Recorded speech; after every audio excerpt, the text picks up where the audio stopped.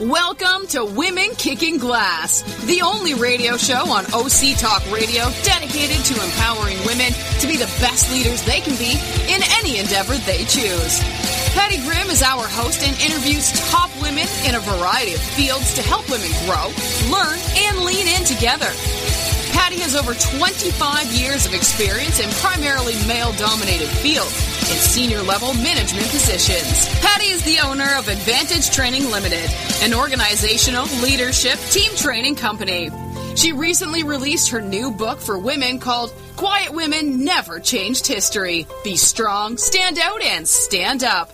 With the subtitle, Let's Go Kick Some Glass. And that's exactly what we're going to do. Welcome, Patty Grimm, to the studio. Don't kick the glass in the studio like you did the last time. Thanks, Paul. And we have a really exciting guest today. I'm so excited to have Liz Goldgood on the show. Excuse me. She's got you tongue-tied already. I know. And each week we do different radio shows or different ideas around climbing the corporate ladder, being successful, how to do new networking, how to speak gooder, which is what Liz talks about, how to speak gooder. I love that.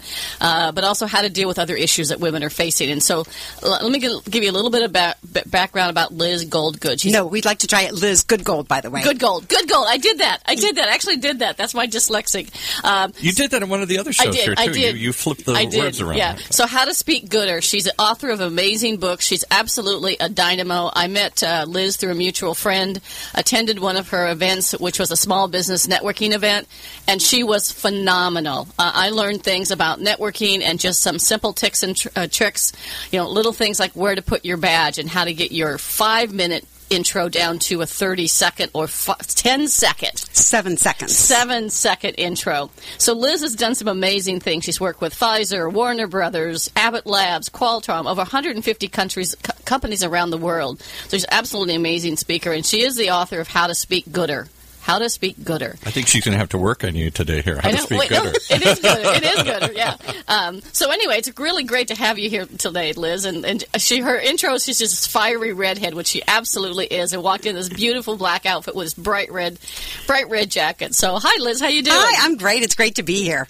Absolutely. Is she going to plug her special sponsored shoes here, too? Yeah, she came in with these gorgeous sponsored shoes. Red and black, of course, by Marmy, so I'm happy. Yeah, exactly. So tell us a little bit about yourself and how you got into this business. Well, I've been in the branding business for a very long time. I started up on the Hill. So here I was. You have to imagine. I am an 18-year-old, straight out of high school. I am working full-time on the Hill, going to school full-time. And finally, my boss lets me go to a congressional hearing. So I think I'll just sneak in the back, no one will notice me, and I'll be fine. Oh, that won't happen. Well, that's what I found out the hard way. And Senator Bob Dole pretty much calls me out, and he says, "Hey, you, redhead, come up here." And he said to me, "You come in, you waltz in, you own it, you brand out, and you stand out." Yeah. And therefore, of course, that became the call sign, if you will, for my business. And it's really the whole issue that I was hard and frustrated with the red hair. And it began to change when I was 18, and that was the pivotal moment. I decided I'm going to love this red hair. I'm going to call my company REDfire Branding. Exactly. And that's what branding's all about. It's how do you embrace the brand called you. Yeah, that's super, because one of the things I talk in my book about is having you incorporated and writing your own personal leadership vision around you incorporated. So I know you take that quite a bit further. So when you say the Hill, you mean the big hill in Washington, D.C. I do. I mean Capitol Hill, right? So here's Bob Dole, chairman of the Senate Finance Committee, the man who would be the future spokesperson for Viagra, the man who ran for president. That's the man I was with. The future spokesperson for Viagra. That's very interesting. So you do a lot of great things around speaking. You started out in branding, but now you also do a whole lot about speaking and how to speak gooder. So tell us about that in the book. So here I was all about branding. And to get my message out, I do webinars and I do lots of keynote events. Well, doing maybe 75 events per year, and everything has happened to me. I had an earthquake during one of mine. I had a microphone go on fire. And the whole time I'm like, on fire? Yeah, save the girls, you know? Save the important assets. 2 of them. So I had a roof and it started snowing on my head when I was in Idaho, for example. I have had so many things happen to me that I learned that you have to have a plan B and that it's really important how you deal with chaos, how do you stay calm? And more importantly, how do you have the poise and the presence to present a compelling message? And that's now what I train a lot of women in particular on. So when you talk about poise and message, say more about that. That's fascinating because I love that take. So what it means is you have to stand tall, you have to be tall, and you have to really recognize some of the cadences of the voice. So what I mean by that is to really embrace the power of the pause. Yes. So many of us, and there's that whole joke about police detectives, for example, grilling their subject and then leaving the air. And the goal and the reason is people can't wait to rush in to fill that air. Right. But sometimes a pause is a perfectly great statement. And it emphasizes, it's like that great big exclamation point at the end of your sentence. So I really want people to speak better and gooder, as I like to say, such that they modulate their voice. Their voice goes up and it goes down and it gets sotto voce and you go a little lower and you go a little whisper. And you use the whole power of the voice to draw your audience in, to influence them, sign off on your budget or hire you. It's all about selling and branding of the voice. Yeah, because one of the things I got the principles in the book, and one of them is to stand out. And the things around stand out is one, being valuable. So having a skill that you craft and you own, whether it be your brand and you incorporated or your speaking. So you have to be able to be valuable first. Then you need to be vocal, right? And you need to be visible. Yep. Right? So when you walk in the room, people notice. Their heads turn. When Liz walks in a room, trust me, conversation stops and goes, what? Which is a huge compliment. Well, thank you. Yeah, I'm not that shrinking violet, needless to say. So tell us a little bit about your book, How to Speak Gooder. I love this idea of the pause. I do. And so here, let me add another thing. That is, people forget the power of repetition. And the greatest example that I can give you is Martin Luther King. Right. And it's the cadence and the repetition of I have a dream that makes it so powerful. And I think when we're trying to pursue our message, we often forget that I can share it and then I can share it again. And if I twist it just a little bit, you develop a rhythm and now people get the message. Yeah, yeah.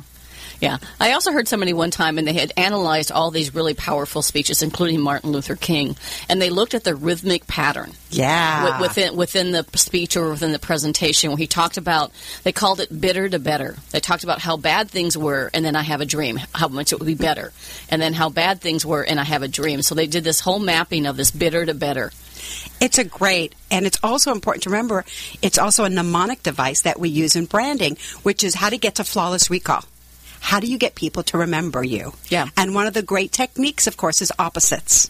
Right? Just like Target, expect more, pay less. Opposites. So that's one of the fundamental principles when you're working on flawless recall. Interesting. So also say more about the whole idea behind women and branding and standing up and standing out and being strong. And I just love your messages. Well, one of the things to remember about women is that, unfortunately, I see a lot of what I call speech bumps. Speech bumps. Yes. So women in particular will employ something that goes kind of like this, and it's like their voice goes up. Especially at the end of the sentence. And it completely undermines your message. Yeah. And it's hard to recognize it in yourself. And often it's the reason why we often say, oh my gosh, how do I sound? Do I really sound like that? Because we haven't heard. But if you do any sort of playback, you'll start to detect that voice going up. And that probably is the ultimate sin for women. Okay. The second sin is what I call you need to perform liposuction. Say that again? Liposuction. It's because oh my God, it's amazing. Oh my gosh. So we need to suck this word out of your vocabulary. You can like me, or you can love me, or you can like me on Facebook. But you don't get to oh my God, this radio is so fabulous. Yeah, exactly. You sound like a Valley girl, and immediately you may not hear it, but the audience hears it and it dumbs you down, so it dilutes your message. It does, and it's often we think that it's only young women that this happens to, but it's a virus that actually contaminates our entire gender. Yeah. Every age can fall victim to it. And how you really get rid of any of these is you create your little jar. And every time you have one of those speech bumps, it could be because we know what they're, right? These vocal patterns that we put in, or so, or and. If you are adamant about getting rid of it, the solution's really simple. You create that little dollar jar, and every time you put $1 in. Mm-hmm. So I did this to my son when I was on a mission to get rid of like. And I think we had $28 in 1 hour. So I liked his like jar because now we gave it to charity. I had $28 in a very short time. Yeah. So his first solution, of course, was to stop talking to Mom, which is an easy solution. Right. And then the second solution was, oh my goodness, I actually have to correct this problem or I'm going to never have any money in my bank account. Yeah. Yeah. I actually had read something about the woman who founded Girl Scouts, and she was a really great speaker. And one of the things that she always said is, never, especially as a woman, is never drink cold liquids before you speak because it raises the pitch of your voice. And I don't know if you've heard that before, but I thought that was very interesting. So always drink neutral or warm water or even a cup of just water, not tea, not coffee, just water. It is, and I'll add to that, avoid carbonated beverages, and unless you like the sound of burping on air. Yeah. Trust me, I'm drinking water here, but I really, really wanted a Diet Coke, but I didn't take it. I know better. So what are some of your tips around branding and how you brand yourself when you walk into a room? Like some of the things you talked about the session I was at about networking, how to her tips were so practical, and things like before you go to a networking event, eat before you go. Yes, because it's a networking event. It's not a food tasting event. And there's a huge distinction. It's networking. It's not net walking. So therefore, I come armed for battle. I am on a mission to meet the right people at the right time. I'm not trying to get as many business cards as possible. I'm trying to just create a connection so I can have a further conversation.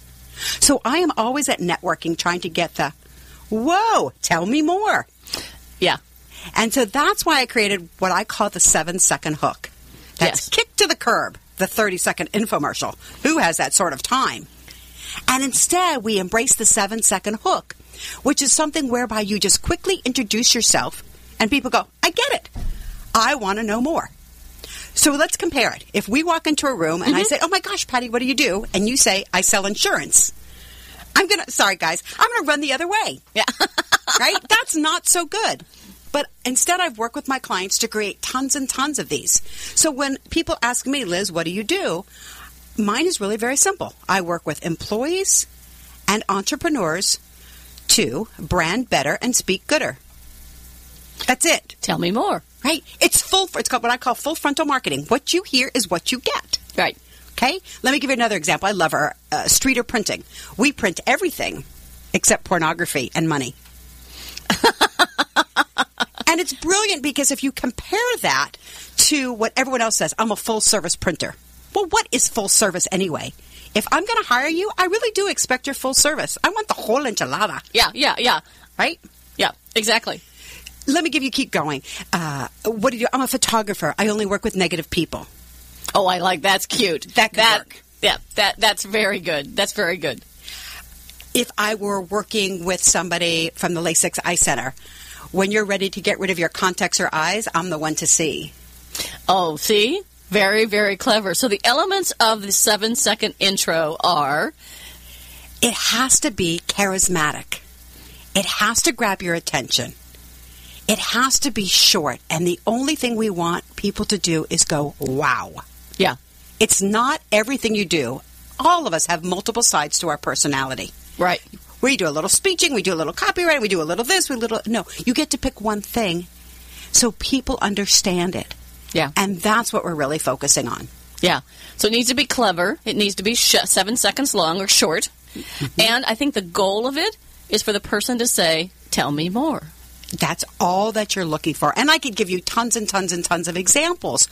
And they're not always funny, by the way. So I work with another person who used to say she was a college career counselor. And everyone always asks, so what college do you work for? Mm-hmm. But instead, if you twist it, and this is what she says now, I'm the lady who gets your kid into college. Yeah. See? And it's benefit driven. Oh, right? Brand better. Speak gooder. What do you do? Get into college. Mm-hmm. Okay? Sarita Maven, love her, another speaker. And she tells me we help people play nicer in the sandbox at work. What's the benefit? Play nicer. Yep. I actually worked with the National Hearing for the Deaf, and one of their 7-second hooks to me was really easy. All they did was lower their voice so that you couldn't hear them. And it says, if you couldn't hear me, you're like 72% of Americans right now who have a hearing problem. Yeah. Head whip, right? And we're here to help. Yeah. Yes, it's so great. And you can have so much fun. And I can create them, you can create them, but you have to have an interesting hook.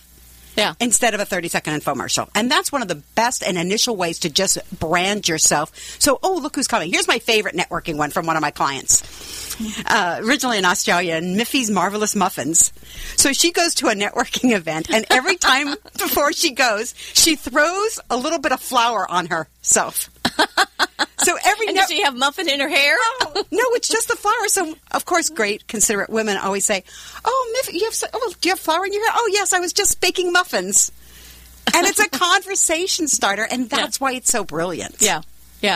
That's brilliant. So is this in one of your books? Or I know you do this with your clients and people can sign up for you, and we want to talk about how people can get in touch with you. But it is. It's actually not in my book very well. It's really detailed, explained. However, on my website, I have a few recordings and I have a few audio books on this topic. Right. Because it's really a process, right? You have to understand your brand DNA, who you are and who you're not, because it has to be consistent. If you are not funny, you cannot have a funny 7-second hook. Right. Because then you have what I call a branding gap. Who you are and think you are and what you sound like are two different things. Right. Just like London, mind the gap. We've got to get some of these things completely in alignment. So that's why I say the first step is really understanding your brand, and then you can take it to the second step, which is creating that 7-second hook. Right. So, yes, at redfirebranding.com, I have a ton of resources and webinars and PowerPoints and the whole enchilada here on how to really create a great one. Yep. And it's redfirebranding.com. I want to make sure that people can actually hear that. Okay. So the other thing that I learned at your event, which I thought I was putting my name tag on the right place. So if you're in sales, if you're in any kind of environment and you're networking, business development, you're doing your business, you really need these practical tips from Liz. You need to have your brand, you need to have it consistent, you need to have your second intro. But there was also a couple interesting things about like where you put your badge. Yeah. So where you put your cards. I have the whole thing figured out because I've done this for so long. So the reason that I say that your badge has to go on your right shoulder, and this is tough for men because they often put that great pocket which holds their badge on the left. But you put it on the right so that when I turn my shoulder to shake your hand, you get to see my badge and the name clearer. But more importantly, it's a branding principle, which is the more senses that you engage, the higher the recall rates. Yes, exactly. That's what's really important. So if I shake your hand, I get the tactile sense. You say your name, I hear you. I see you. If you ate that horrible cheese, I smell you. And when I'm looking at the badge, I'm visually cheating. I am seeing it, and that acts as another reinforcement of your name. Right. Because there's another whole concept about branding, which is getting people to remember your name. Mm-hmm. And this is really important if your name is difficult or unfamiliar to us, sometimes very insular American ears. Mm-hmm. Right? We're like, what is that again? Aileen, Eileen, Orleen, huh? And I've worked with so many scientists, for example, a lot of them coming from Asia, and their name is unfamiliar. And difficult to pronounce. Right. So I've also worked with some of those to create some really funny ones, too. So Nomi, no one was getting her name, and she says, to know me is to love me. Yeah, exactly. Just something really simple to help people remember. Yeah. I know you gave me one tip, which was because my last name is Grimm, and I'm not grim at all. I mean, I had one time I was working in a bank, and I was walking through, and one of the tellers said, "You're always so happy. You know, how could you have a name like Grimm?" And I have a little bit of a sarcastic sense of humor, so I jokingly said, "Well, it's the drugs I take." And then, like 2 seconds later, I went back and said, "Oh no, I'm sorry. I apologize for that." But one of the things that you said, and I put into my intro when people introduce me, is that we have good news and we have grim news. Love it. And actually, we have both. We have Patty Grimm, who's here to talk to you today. People now remember my name because of the TV show and all that stuff, which is kind of funny. I now say people, it's Grimm Fairy Tales or the Grimm TV show. And it's true. And you just need something to help remind you. Yeah. Exactly. You want to be memorable. You want people to remember your name. You want them that when they see your business card, they go, oh, I remember Liz. She was that, REDfire branding. I want to talk to her, right? I want to do business with her. Exactly. And you have a problem when you keep going to these networking events and people say, I'm sorry, did we meet? Or what's your name again? Yeah. You should have made such an indelible impression from the get-go that's a non-issue. Yeah. If people keep having to write on your business card who you are and what you do, then your business card isn't working either. Yeah, exactly. Which is another fundamental problem. Okay. So when you come to a networking event, you had better come armed with business cards. Yep. In your card, in your wallets, in your husband's wallets, in your everywhere, every place you go. Right. And so often women are guilty of not having a business card. It's in the wrong purse. It's in the yellow purse, right? It's in the green purse. It's everywhere. Yeah. Except on you. Yeah. And to me, there's no excuse. Yeah. It's really hard to be professional writing your name on a napkin. Instead, It looks like you're trying to go out on a date or something. Right. Okay, we're going to take a quick commercial break, and we're going to continue on with Liz and her amazing energy. So we're going to take a quick commercial break, and we'll come back, and we'll continue on. Thanks. Yay! Imagine what it would feel like to lose everything. Your job, your home, your family, your dignity. This has happened to thousands of the men, women, veterans, and young adults we serve at Working Wardrobes. What do we do to help? We provide career development services, life skills workshops, job skills training. We provide the perfect interview outfit, and we get clients placed in jobs. Call Working Wardrobes, 714-210-2460. Donate, volunteer, invest, hire. When it comes to pioneers in their respective industries, we all know the Apples, Starbucks, and Trader Joe's of the world. In the realm of recruiting, Decision Toolbox is the industry's best-kept secret.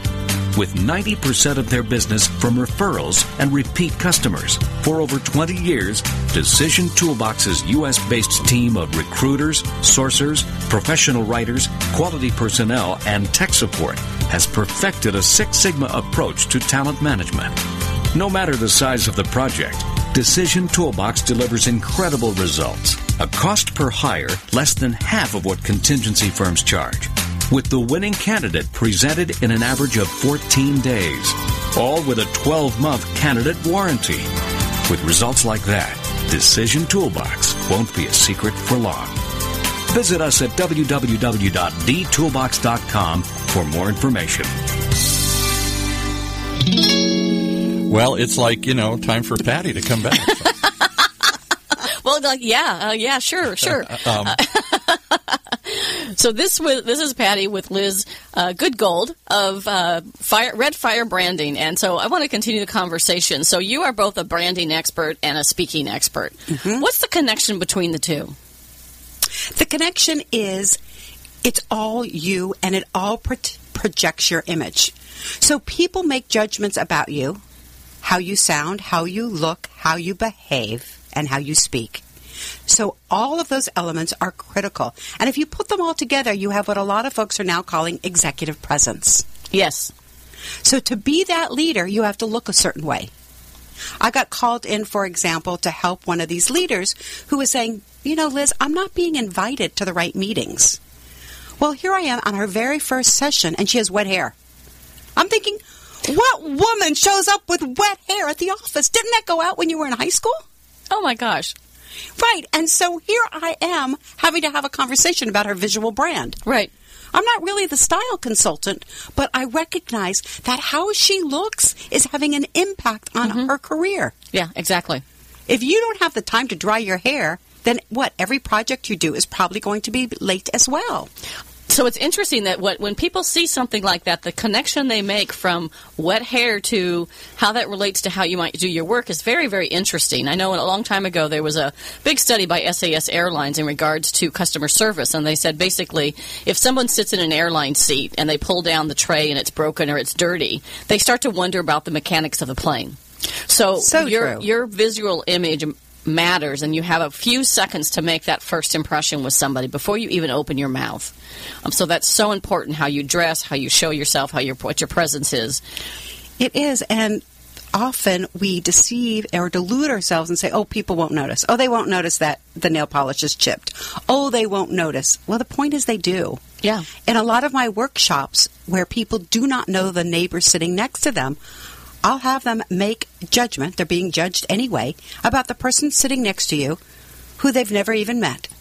And they're making judgment based upon how much coffee they had, how they sat down, where they sat, what their shoes look like, what their notebook looks like, or if their head was in their phone. Yeah. And so that's actually a huge impediment at the office and to networking and to leadership.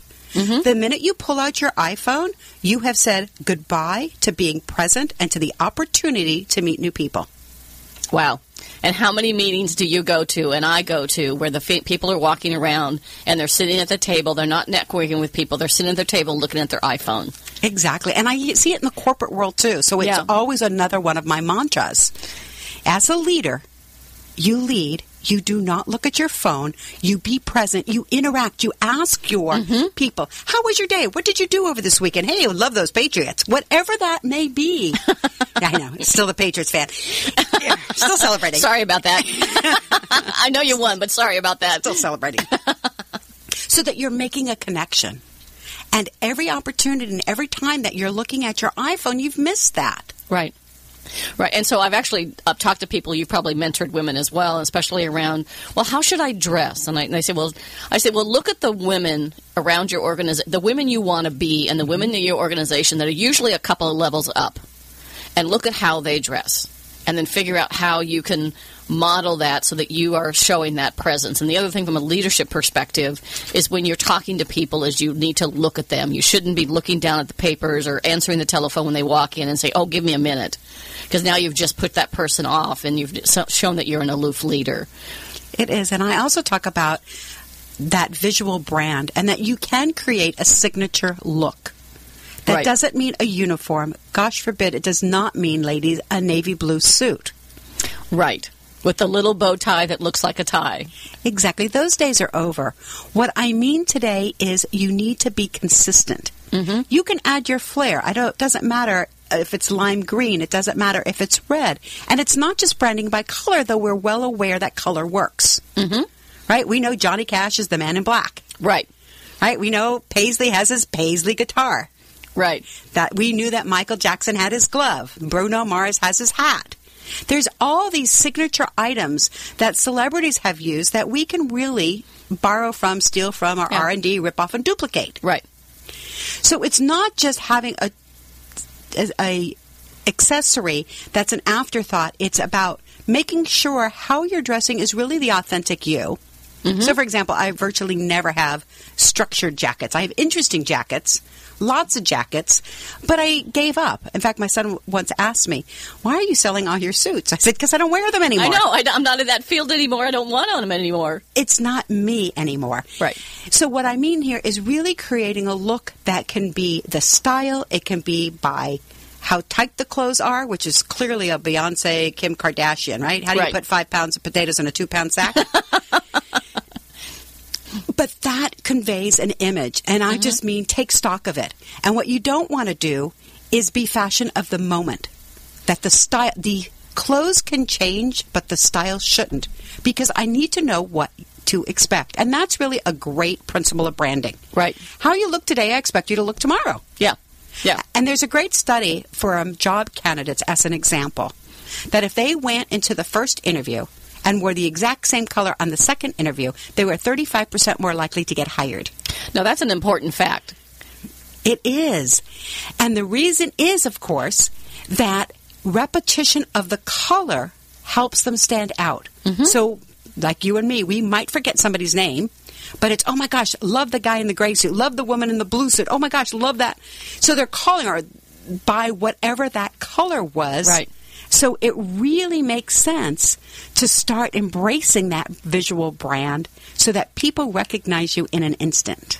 Yeah, and people don't have to spend hundreds and thousands of dollars on things to create a brand or an image. I get more compliments on some things that I wear where I simply accessorize with maybe a colorful necklace or something, and that's kind of one of my brand things, a colorful necklace of some kind that I bought at Kohl's or Penny's, to be honest. I've got some really, really nice pieces, but I get more compliments on this one particular blue necklace that I wear with a very bright blue jacket. I get more compliments on this piece of necklace jewelry than I do almost anything else that I wear that I paid 10 times more for, and it's because it catches people's eyes, right? Right, and there's a really key point that I like that you had in there, which it's not that you wear the necklace every day. It's that one of your signatures has become interesting necklaces. Interesting necklaces that match the jacket or something I have on. That's the point. So it's not wearing the same thing, or I always have to wear purple, or I have to always wear red. It's the style is there's always going to be intrigue. I had a client, for example, who was about 4'2", and her signature look, of course, were the heels. Yes. So she couldn't wait, and we knew she had killer heels on, and we couldn't wait to take a look at her to say, we looked at her head, then we looked right down to her shoes. Yep. And that made a lot of sense. Yeah. I worked in Asia for 3 years, and I worked for an amazing woman, and she had beautiful, colorful outfits, and she was always memorable. But the other thing that was really her signature thing was her glasses. She had 150 pairs of glasses. She had a drawer in her closet just for all her glasses because her glasses matched her purse, which matched her shoes.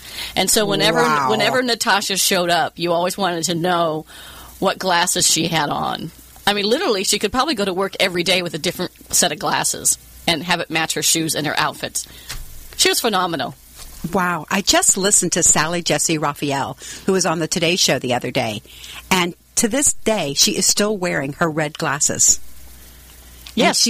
That was her signature look. And she talks about on her very first day, as they were doing auditioning for the show, that the producer said, get rid of those glasses. They're too flamboyant. And she laughed. She got the glasses for free. I know, isn't that hysterical? And so she purposely got other ugly glasses so they would say there was no other choice but for her to keep her red glasses. 30 years later, she was on the Today Show. She still got the red glasses. Love it. Yeah, absolutely love it. Absolutely love it. So let's talk about some of the speaking things for a minute. I love the concept of branding and how we dress and how we show up. Think about how you want to show up and how you want people to remember you. So that's kind of what we've been talking about. The other side of that is also your speaking business, your how to speak gooder. Isn't public speaking and speaking to meetings and conferences just for executives? It's really not. Because just as we were joking during the break, when we hear people doing like, and you know, we are making judgments about them. So that informal conversation influences our perception. Mm-hmm. But I think more and more today, we are speaking through a video conference or a web conference or a Skype, or maybe we're just doing a conference call, gosh forbid, so that I'm missing all these other visual clues to tune me in as to who's on the other end. So how you're speaking in a business setting matters. Yeah. So if you can really make a key point, if you can create logic, structure, and organization to a message, that's the essence of a speech. Yeah. Then, of course, your message can be more compelling. So every time I tell people when it's time to do a speech is to figure out what your real goals of the speech are. Okay. Say more. Okay, so most people think, okay, the goal of my speech is to inform. It's to educate. I'm like, okay, dig deeper. Yeah, blah, blah, blah, blah. Yeah, so what's the real goal? Is the real goal to convince somebody to approve your marketing plan? Is the real goal of that speech is to show your human side? Is it to get hired for your next speech? Is it to get coaching clients? So be selfish. Do you want to be perceived as wonderful? Maybe it's to be the expert. So most people stop after 2 goals. But the truth is every speech probably has 2 major goals and 10 to 20 sub-goals. Mm-hmm. And if you do it right and analyze what are you really doing and want from the speech, you reverse engineer it to make sure you accomplish your goals. Right, right. So if you, for example, really want to show people that you are the best accountant, the worst way, of course, is to talk on and on, I, right? That's I. Yeah, I did this, I did that, I did this. Right. So instead, you can show a client example. Well, here's a client of mine, and here they were for 3 years, and oh my goodness, discovered with the IRS's help that there was a problem. And we negotiated that $92,000 penalty down to $22,000. And today he has come back, da-da-da. So you've created a story instead of bragging. And that's why we kind of walk that dance I always talk about. Are you bragging or are you branding? Okay. And you have to do a little bit of both. And make sure that you don't cross that line. Exactly. And so a lot of times when you go and listen to a speech, you listen to somebody who tells a story. Mm-hmm. What are the essence of telling a great story if you're presenting to an audience? What are the things that we should think about in terms of telling a great story? You want something that's memorable, right? Right. The most important is give them enough facts to set the scene. The other thing is don't give me an adjective of your story. So you can't, for example, oh my gosh, I have a funny story to tell. No, you don't. Tell me the story and see if I laugh. Okay. Most speakers violate that. They say, oh my gosh, let me tell you a good story. It's not good until I hear it. So reserve judgment. The other thing is you don't never have to say, let me tell you a story. You never have to say the phrase at all. Right. So if we were right now, Patty, in the thick of it, we're talking about color branding, right? Yeah. We talk about signatures, red or purple or jewelry or whatnot. I remember how this happened with my sister. My sister is working with her 3-year-old on teaching her colors. She's got her on her lap and she says, what color is Mommy's hair? Blonde. What color is Mommy's shirt? Blue. What color are Mommy's teeth? Yellow. And what you did, what was, in case the audience didn't notice, is she went from speaking about something and then took a short pause, that power of that pause, and went into the story without ever saying, let me tell you a story. Exactly. And the essence of that great story, now I can give it an adjective because you laughed. Yes. You laughed. And it is a true story. But the lesson to take away is I didn't influence you that way, and that story doesn't need much setup. Don't tell me more. Sometimes a story, that story, if we looked at it, probably took, and Paul could tell us, 17 seconds or something so short. So give your story the proper amount of time it deserves. Yes. I work with a friend of mine, and he's actually been a friend for a number of years, but he's was been a partner in the past, and he's from the South. So he's got the very long, slow drawl, and his stories go on and on. And they start out very interesting, but they go on and on and on, and eventually I think people have lost what the story was supposed to be about. And so short. Exactly. You said give it the appropriate amount of time. That's relevant. So if you're really telling a great story, you might have to set up. So if I was telling a story from my background, I might have to paint that picture for you, right? Because I don't use PowerPoint.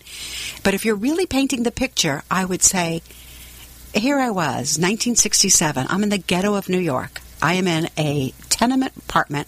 I have 2 rooms. I have my mother. I have my sister. I have my brother. The radiator hasn't been turned on because the heat hasn't been turned on.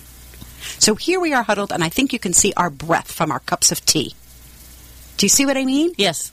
I am starting. You have to understand that. You have to understand the level of abject poverty for me to continue with my story. Mm-hmm.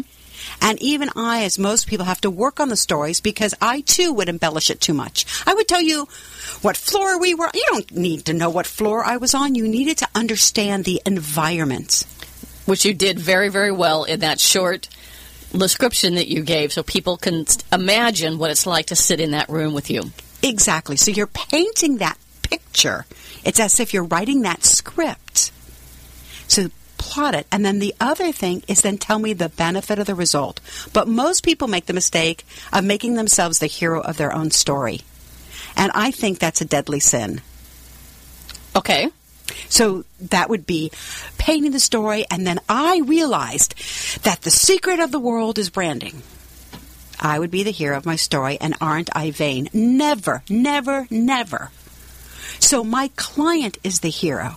Always. My mother is the hero. I don't get to be the hero. That is great, great advice. I think way too many do that.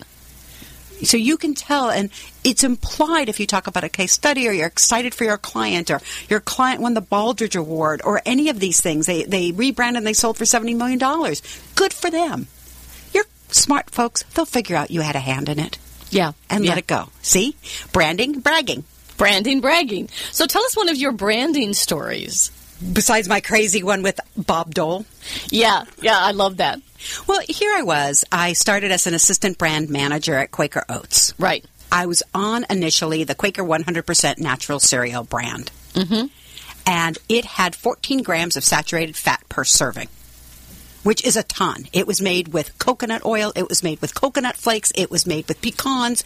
It was a highly caloric, crazy product.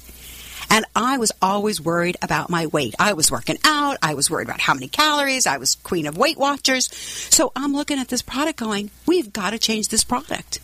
And I worked on it saying, we have to have a low fat. We can take out canola oil. We can make this happen. And the CEO comes over to me and he goes, the consumer will never understand fat grams in our lifetime. Okay. That's like saying nobody will ever want a computer. Exactly. Head of IBM saying nobody ever wants going to want a personal computer. Why would you want that? Exactly. He goes, you are nutritionally obsessed and you are no longer relevant and keeping an ear to what's happening in American consumer. And I don't understand. You're the only person here who disagrees. And I said, because I thought my goal, I'm the only white woman in this room. I'm the only person who doesn't have an MBA from Northwestern here in Chicago. I said, I thought you hired me to give a different voice.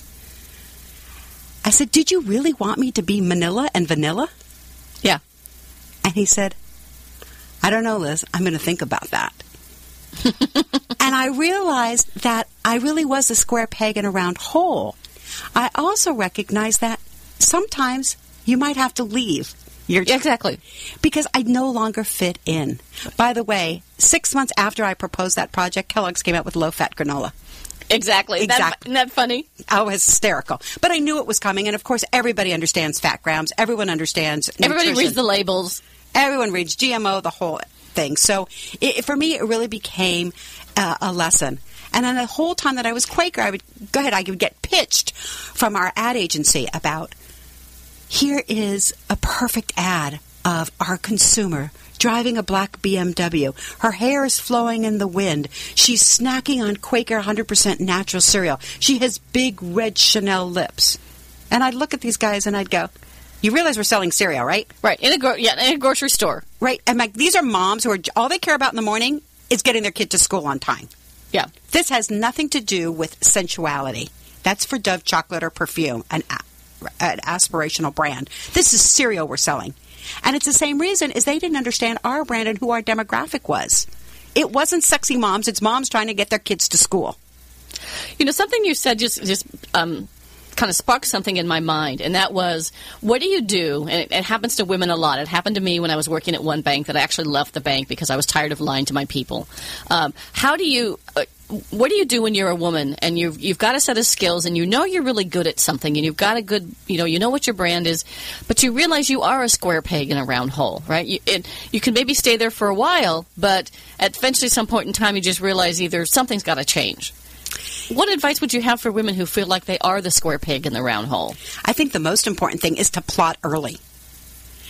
You don't want to wake up and say, oh my gosh, I'm miserable at my job, and you haven't planned. You haven't networked with people. I remember, for example, here I was in Chicago, and these were the days when I was single. So someone set me up with this guy from Jenny Craig. And I said, well, I'll meet you after. I got to go to this chamber event, and then I'll meet you there. And he says to me, chamber events are for losers. He goes, I never go because everyone always wants to know, how do they do business with Jenny Craig? Needless to say, he got fired from his jobs 3 months later, and he says, hey, Liz, can you help me learn about networking and introduce me to a few people? And I said, no, I'm kind of busy. Yeah. So the point is that he never gave, and you have to be networking constantly. You need to be looking at the people above you, below you, and to the sides of you. Mm-hmm. Because we know from your next job, and the LinkedIn research is really clear on this, that most of the jobs are coming from your second or third connection, not your first. Because we don't need, people just like you. That's how we form great friendships. That's why you're a first connection, because we know each other, we're friends, and we've worked together, we've done some things, so... Yes, so you need to have a large enough network to learn about other opportunities. So that's one thing I always want people. Don't give up. Keep thinking about where you can get your message across. Second, you better be active on LinkedIn. If you haven't revised your LinkedIn profile in 6 months, put it on your action list now. Yeah, we had Rhonda share a couple weeks ago. Love her. The LinkedIn expert. And by the way, LinkedIn has now changed.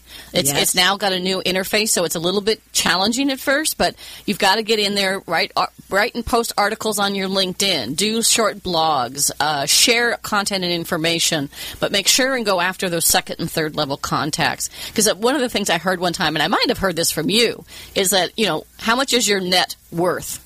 Not just your network. How much is your network worth? That's really hard to say. Yeah, that's a little bit of a tongue twister. Yeah. So what are your other recommendations for networking? Because I think that's something where a lot of people they're just uncomfortable. They go to these events and they go stand with their friends in the corner. They don't reach out and talk to people above them and below them. What are some really good practical recommendations for how to network better? We talked about the badge, which is wonderful, and your 7 seconds. But what else should we be doing? My favorite one is to keep a quip in your hip. I like that. Your quip in your hip. And what I mean by that is you have planned what it is you want to chit-chat about. Really important, because if you don't give some thought, you're going to be stuck going, hey, how are you? What's going on? Oh, my God, busy, crazy busy. Oh, my gosh, how are things going? Crazy busy. We never want to say crazy busy. I remember that. Yes. It is the conversation killer. Instead, we have kept the quip in our hip of something we purposely talk about that sparks a conversation. And that's what's a whole heck of a lot more interesting. Yeah. And it can be things that are safe categories. To me, politics is not safe. For example, the death penalty, abortion, those things I try to avoid like the plague. Right. But what you can do is talk about entertainment, what's in the news. Not politics. Not politics. But you could take it to the extent of, oh my gosh, did you see Beyonce's spectacle at the Grammy Awards? What'd you think? Yeah. In other words, most people saw some clip of the Grammys. And of course, I always advocate that people better know what's going on in popular culture. So that works as a conversation starter. I have another client who is a marketing researcher, and one of her favorite things is to ask people about their favorite hamburger and at what joint. And she keeps a marketing research spreadsheet on everybody's favorite and what gets the most votes, keeps it up to date, tallies it, and sends out the hot new hamburger joints and what's getting the most buzz lately. I also love it as a quip in her hip because it demonstrates her core competency, which is research and analytics. Right. And I know one of the things that we had talked about was, the typical thing when you're networking is, hi, Liz, I'm Patty. What do you do? Yes. Conversation killer. Or the eyes roll over when you get into your 30, 40 second, 2-minute conversation piece. So if you have that little conversation starter, something that's interesting, then you have longer time to talk to somebody and maybe build a bit of a relationship. So you do meet those second and third level contacts. You definitely do. And for people who feel shy and they feel like a wallflower, it typically is because they haven't prepared. So you can have a whole list of questions. It doesn't mean you have them on a 3x5 card, but going in, hey, what are you binging on today? What is your secret binge on Netflix? It's a great conversation starter. You always can talk about the sports. Mm-hmm. That makes sense. I wish more people talked about books. Quick, what's your favorite business book? That's a great way to ask. So there's so many ways to get out of it. And if people feel a little shy, I just recommend that they create that little list for themselves. Yeah, they create a list of a couple questions or things that they're going to engage with somebody. It's like you go on a sales call, you prepare. You do a presentation, you prepare. You think about things ahead of time and you have those things available so you don't get stuck and you don't find yourself sitting in the corner or standing around talking to people that you already know. So that's a really important piece of it. So what is your favorite business book? My favorite book is The New Positioning by Reese and Trout. It is considered for me the Bible on branding.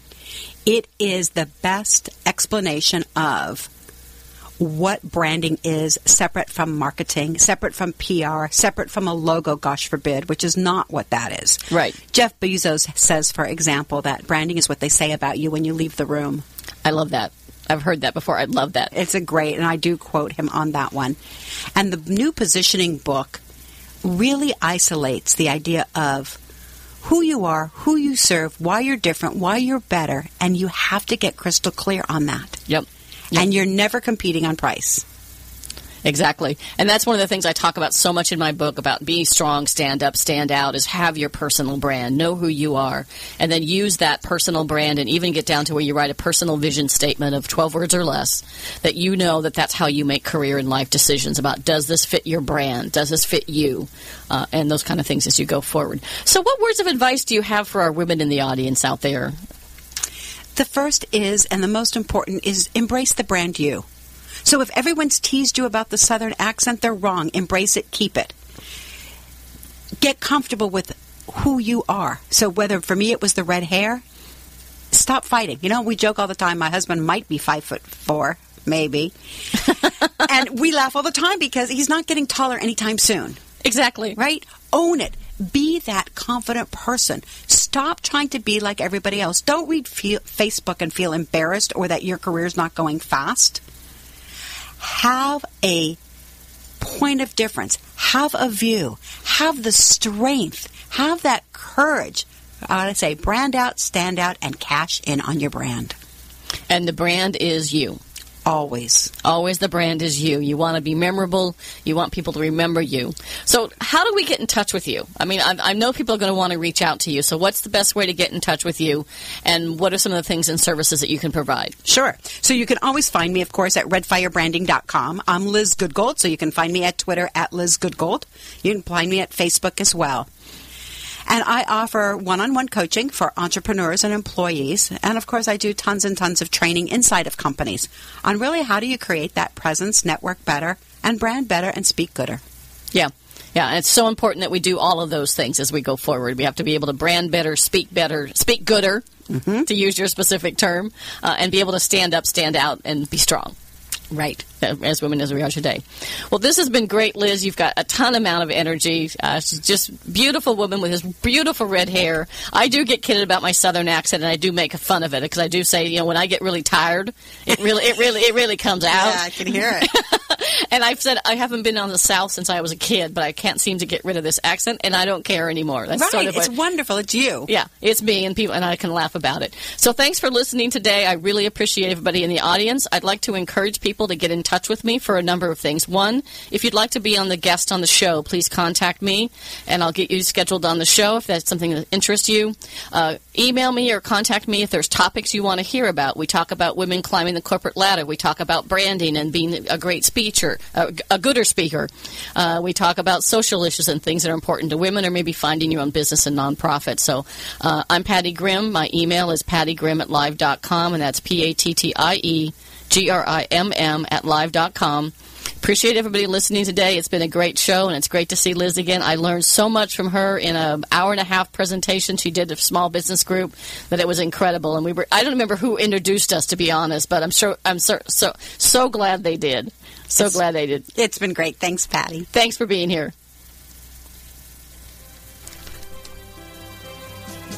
Thanks for listening to Women Kicking Glass, the only radio show on OC Talk Radio dedicated to empowering women to be the best they can be. Listen each week or download the podcast at patty.grimm.podbean.com. To reach out to Patty to schedule a speech webinar or to learn more about her leadership and team training, contact Patty at pattygrimm@live.com for more information about her company and her books. Have a kicking day.